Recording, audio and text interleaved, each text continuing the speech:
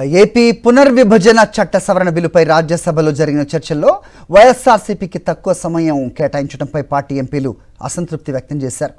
ఉపరాష్ట్రపతి సిపి రాధాకృష్ణన్ను కలిసి తన నిరసన తెలియజేశారు.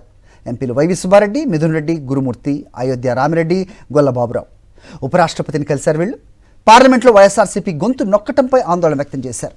ఏపీ పునర్విభజన చట్ట సవరణ బిల్లుపై నిన్న రాజ్యసభలో చర్చ జరిగింది. ఈ సందర్భంగా 7 ఎంపీలున్న వైఎస్ఆర్ కాంగ్రెస్ పార్టీకి 5 నిమిషాలే సమయం కేటాయించారు. అదే సమయంలో 2 సభ్యులున్న టీడీపీకి మాత్రం ఏకంగా 20 నిమిషాల టైం ఇచ్చారు. ఈ విషయాన్ని ఉపరాష్ట్రపతి, రాజ్యసభ చైర్మన్ రాధాకృష్ణన్ దృష్టికి తీసుకెళ్లారు వైఎస్ఆర్సీపీ ఎంపీలు.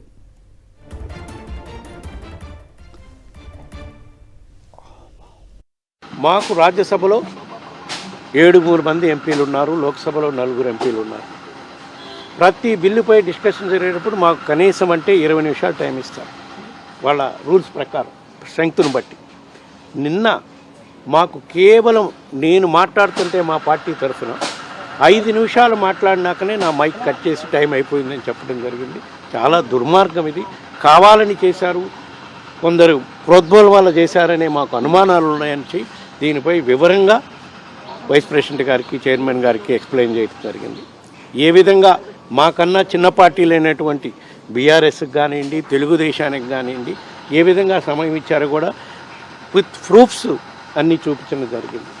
మాకన్నా తక్కువ సభ్యులున్న బీఆర్ఎస్ పార్టీకి ఒక్కొక్కరికి 10 నిమిషాలు మాట్లాడే విధంగా 2 మాట్లాడిచ్చేదానికి సమయం ఇచ్చారు.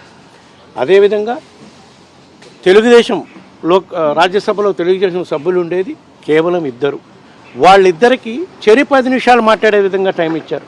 అంటే ప్రజల దృష్టిలో, దేశంలో ఉండే ప్రజలందరి దృష్టిలో వైఎస్ఆర్ కాంగ్రెస్ పార్టీ అమరావతికి వ్యతిరేకం అని దుష్ప్రచారం చేసే కార్యక్రమం చేయడానికి దీన్ని వేదికగా వాడుకున్నారని చెప్పి మేము ఈరోజు చైర్మన్ గారి దృష్టికి తీసుకోవడం జరిగింది.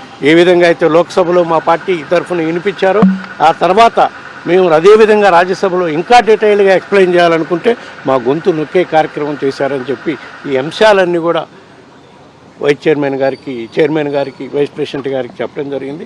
తప్పకుండా ఏదైతే నిన్న నాకు టైం కట్ చేశారో ఆ టైంలో నేను ఎంతవరకు స్పీచ్ మాట్లాడానో, బ్యాలెన్స్ స్పీచ్ మాట్లాడకుండా ఎక్కడ కట్ చేశారో అదంతా కూడా రికార్డులోకి ఎక్కే విధంగా చర్యలు తీసుకోవాలని చెప్పాను. టేబుల్ ఐటమ్గా రికార్డ్ అయ్యే విధంగా చర్యలు తీసుకోవాలని చెప్పాం. దానికి ఆయన సానుకూలంగా స్పందించి మీరు ఎక్కడి వరకు అయితే నేను మాట్లాడిన స్పీచ్ అంతా కూడా ఆయన హ్యాండ్ ఓవర్ జరిగింది, మాట్లాడకుండా ఆగిపోయింది కూడా ఆయన హ్యాండ్ ఓవర్ చేయడం జరిగింది. దాన్ని అంతా టేబుల్లో రికార్డ్ చేయించి అది రికార్డ్ అయ్యేటట్టుగా చర్యలు తీసుకుంటామని చెప్పారు. ఇంకో ప్రధాన అంశం, చట్టపరంగా రాజ్యసభ సెక్రటరియట్ రూల్స్ ఎట్లా ఉన్నాయో నాకు తెలియదు, కానీ నాకు తెలిసినంత వరకు గ్యాలరీలో కూర్చున్న సభ్యుల గురించి ఫోటోలు టెలికాస్ట్ చేసే పద్ధతి ఇదివరకు ఎక్కడా లేదు. గ్యాలరీలో ఎవరున్నా కూడా నార్మల్గా టెలికాస్ట్ చేయరు, కానీ అన్యూహంగా నిన్న టెలికాస్ట్ చేశారు. గ్యాలరీలో కూర్చున్న తెలుగుదేశం పార్టీ నాయకులు కానీ, మంత్రుల గురించి, ఎంపీల గురించి టెలికాస్ట్ చేయటమే కాకుండా సాక్షాత్తు ఈరోజు ఒక తెలుగు పేపర్లో బ్యానర్ ఐటమ్గా ఫోటో కూడా పబ్లిష్ చేశారు.